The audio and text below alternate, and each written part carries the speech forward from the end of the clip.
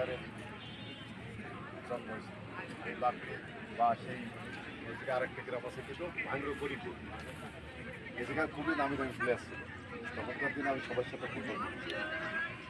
তো এ জায়গায় একটাই বিষয় থাকে যে একজন খেলোয়াড় তার সার্বিক নৈপুণ্যতা দিয়ে দর্শককে আনন্দ দান করাই হচ্ছে মূল কাজ, তাই না? তা আমি অনুরোধ করব যে কেউ মাঠের ভিতর কোনো বিশৃঙ্খলা না করে সুন্দর এবং নৈপুণ্যতার সাথে দর্শককে একটা খেলা উপহার দেবে।